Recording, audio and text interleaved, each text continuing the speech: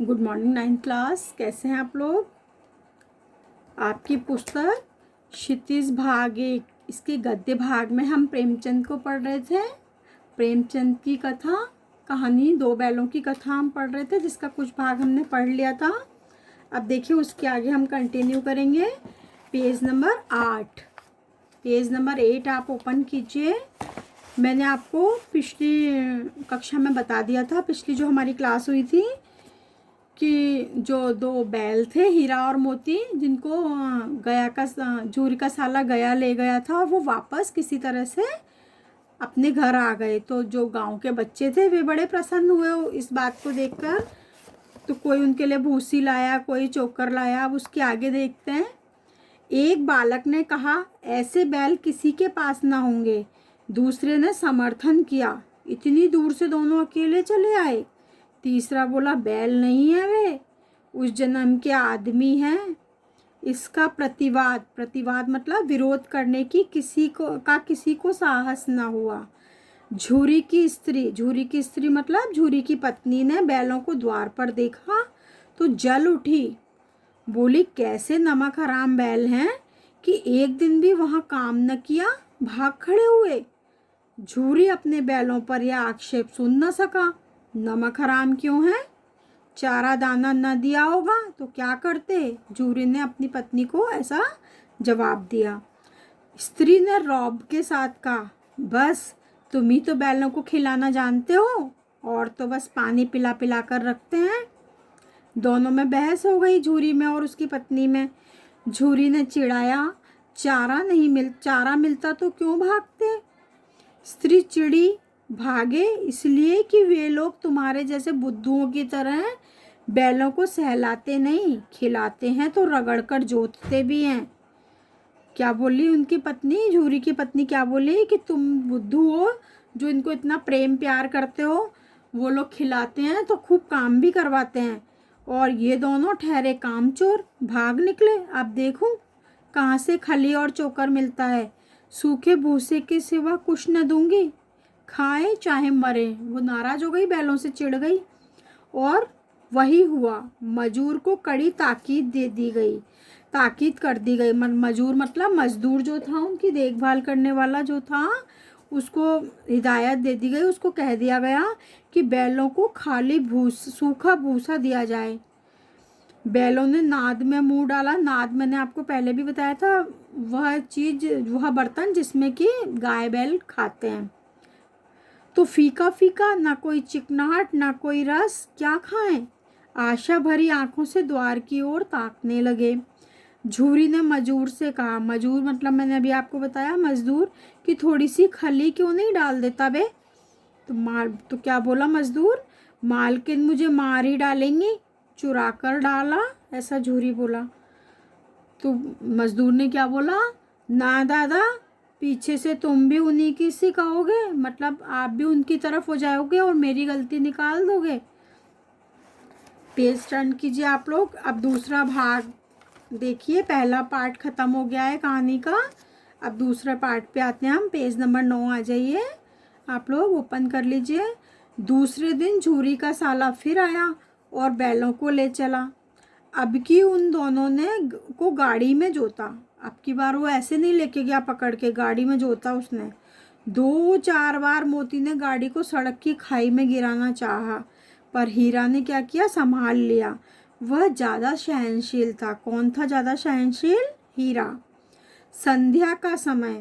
संध्या समय घर पहुंचकर उसने दोनों को मोटी रस्सियों से बांधा और कल की शरारत का मजा चखाया। कल भाग गए थे ना वो। फिर वही सूखा भूसा डाल दिया। अपने दोनों बैलों को खली चूनी सब कुछ दी। जो उसके खुद के बैल थे उसको तो खली चूनी सब दी, लेकिन इन दोनों को, हीरा और मोती को, बस सूखा भूसा। दोनों बैलों का ऐसा अपमान कभी ना हुआ था। झूरी ने फूल की छड़ी से भी नहीं छूता था, मतलब कभी नहीं मारता था। उसकी टिटकार पर दोनों उड़ने लगते। जैसे ही वो इनको टिटकारता, आवाज़ देता, ये दोनों जो काम वो करवाना चाहता था करने लगते थे। और यहाँ मार पड़ी। आहत सम्मान की व्यथा तो थी ही। उस पर मिला सूखा भूसा, मतलब एक तो अपमान हुआ, ऊपर से खाने को भी सूखा भूसा मिला। नाद की तरफ आंखें तक न उठाई, उन्होंने खाने को भूसे को देखा तक नहीं। दूसरे दिन गया ने बैलों को हल में जोता, इस पर दोनों ने जैसे पाँव न उठाने की कसम खा ली थी। दोनों काम ही नहीं करना चाहते थे। फिर वह मारते मारते थक गया, पर दोनों ने पाँव न उठाया। एक बार जब उस निर्दयी ने हीरा की नाक पर खूब डंडे जमाए तो मोती का गुस्सा काबू के बाहर हो गया। आपको अभी बताया था हीरा तो सहनशील था, लेकिन मोती उतना सहनशील नहीं था। तो मोती को गुस्सा बहुत तेज आ गया, हल लेकर भागा। हल, रस्सी, जुआ, जोत सब टूट टाट कर बराबर हो गया। और गले में बड़ी बड़ी रस्सियां नहीं होती तो दोनों पकड़ाई में ही नहीं आते, भाग ही जाते। हीरा ने मूक भाषा में कहा, मूक भाषा मतलब चुपचाप से जो इशारे में कहा, भागना व्यर्थ है। मोती ने उत्तर दिया, तुम्हारी तो इसने जान ही ले ली थी, अब की बड़ी मार पड़ेगी। तो क्या बोला, पढ़ने दो, बैल का जन्म लिया है तो मार से कहाँ तक बचेंगे। गया 2 आदमियों के साथ दौड़ा आ रहा है। दोनों क्योंकि भाग गए थे ना, इसलिए ना डर लग रहा था कि अब तो मार पड़ेगी। तो उन्होंने क्या देखा, गया 2 आदमियों के साथ दौड़ा आ रहा है और दोनों के हाथों में लाठियां हैं। मोती बोला, कहो तो दिखा दो कुछ मजा, और मैं भी लाठी लेकर आ रहा है।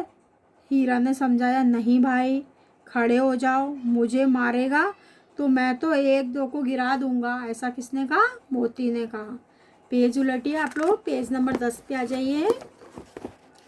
नहीं, हमारी जाति का यह धर्म नहीं है।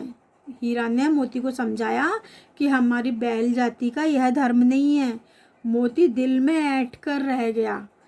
आ गया गया आया आ पहुंचा और दोनों को पकड़कर ले चला। कुशल हुई कि उसने इस वक्त मारपीट ना की, नहीं तो मोती भी पलट पड़ता। उसके तेवर देखकर गया और उसके सहायक समझ गए कि इस वक्त टाल जाना ही मसलहत है। आज दोनों के सामने फिर वही सूखा भूसा लाया गया। दोनों चुपचाप खड़े रहे। घर के लोग भोजन करने लगे। उस वक्त छोटी सी लड़की 2 रोटियां लेकर निकली और दोनों के मुंह में देकर चली गई। उस एक रोटी से इनकी भूख तो क्या शांत होती, पर दोनों के हृदय मानो भोजन मिल गया। यहाँ किसी सज्जन का वास है। वह लड़की भैरों की थी और उसकी माँ क्या थी, मर चुकी थी। सौतेली माँ उसे मारती रहती थी, इसलिए इन बैलों से उसकी एक प्रकार की आत्मीयता हो गई थी। उसके मन में इनके लिए प्रेम उमड़ गया था। देखो ये लड़की है, ये दोनों बैलों की जोड़ी है, इनके लिए रोटियां लेकर आ रही है ये। Page number 11। दोनों दिन भर जोते जाते, डंडे खाते, अड़ते, शाम को थान पर बांध दिए जाते और रात को वही बालिका उन्हें 2 रोटियां खिला जाती। प्रेम के इस प्रसाद की यह बरकत थी कि 2-2 गाल सूखा भूसा खाकर भी दोनों दुर्बल ना होते थे, मगर दोनों की आंखों में रोम रोम में विद्रोह भरा हुआ था। एक दिन मोती ने मूक भाषा में कहा, अब तो नहीं सहा जाता हीरा, क्या करना चाहते हो। एक आध को सींगों पर उठाकर फेंक दूंगा, लेकिन जानते हो वह प्यारी लड़की जो हमें रोटियां खिलाती है, उसकी लड़की है जो इस घर का मालिक है, यह बेचारी अनाथ हो जाएगी। किसने समझाया, हीरा ने मोती को समझाया। तो मालकिन को ना फेंक दूं, वही तो उस लड़की को मारती है। लेकिन औरत जात पर सींग चलाना मना है, यह भूले जाते हो। देखो मनुष्य वाले नियम बैलों को भी पता है। तुम तो किसी तरह निकलने ही नहीं देते, बताओ तुड़ाकर भाग चलें। हाँ, यह मैं स्वीकार करता हूँ, लेकिन इतनी मोटी रस्सी टूटेगी कैसे। इसका एक उपाय है, पहले रस्सी को थोड़ा चबा लो, फिर एक झटके में जाती है। रात को जब बालिका रोटियां खिलाकर चली गई, तब दोनों रस्सियां चबाने लगे, पर मोटी रस्सी मुंह में ना आती थी। बेचारे बार बार जोर लगाकर रह जाते थे। सहसा घर का द्वार खुला और वही लड़की निकली। दोनों सिर झुकाकर उसका हाथ चाटने लगे। दोनों की पूंछें खड़ी हो गईं। उसने उनके माथे सहलाए और बोली, खोले देती हूँ, चुपके से भाग जाओ, नहीं तो यहाँ लोग मार डालेंगे। आज घर में सलाह हो रही थी कि इनकी नाकों में नाथ डाल दी जाए। नाथ क्या होती है? जो बैलों की नाक में से एक रस्सी डाल देते हैं जिससे वो कहीं भाग नहीं पाएंगे। नाक की उनके दर्द होगा ना जब वो रस्सी खींचेगी तो वहाँ घर में सलाह हो रही होगी, तो इसलिए बालिका उनको खोलने के लिए आ गई। उसने गराब खोल दिया। गराब मैंने आपको पहले भी बताया था, गले वाली रस्सी जो गले से खूंटे तक जाती है। दोनों चुपचाप खड़े रहे। मोती ने अपनी भाषा में पूछा, आप चलते क्यों नहीं? हीरा ने कहा, चलें तो, लेकिन कल इस अनाथ पर आफत आएगी, सब इसी पर संदेह करेंगे। सहसा बालिका चिल्लाई, दोनों फूफा वाले बैल भागे जा रहे हैं। ओ दादा दादा, दोनों बैल भागे जा रहे हैं, जल्दी दौड़ो। उसने अपने आप को बचा लिया, बोला अपने आप भागे ये तो। उसने ऐसे करके आवाज़ लगाई। अगला पेज पलटिए आप लोग, पेज नंबर 12।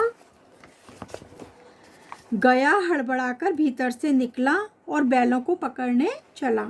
दोनों भागे। गया ने पीछा किया, और भी तेज हुए। गया ने शोर मचाया। फिर गांव के कुछ आदमियों को भी साथ लेने के लिए लौटा। दोनों मित्रों को भागने का मौका मिल गया। दोनों मित्र कौन? हीरा और मोती। सीधे दौड़ते चले गए, यहाँ तक कि मार्ग का ज्ञान न रहा। इस कारण वे क्या हुए? रास्ता भूल गए।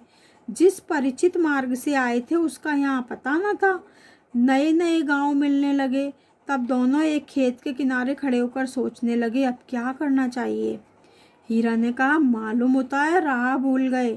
तुम भी बेतहाशा भागे, वहीं उसे मार गिराना था।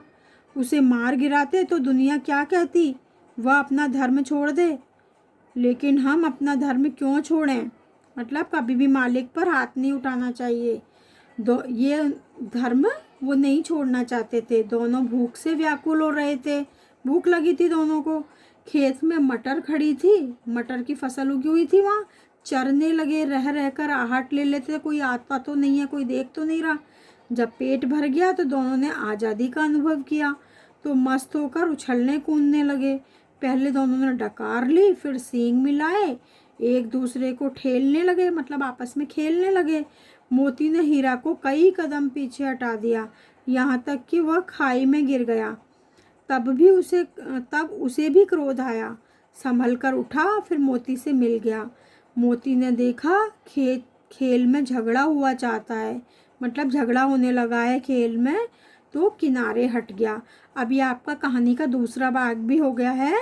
अब तीसरा भाग हम अगली क्लास में करेंगे। Thank you.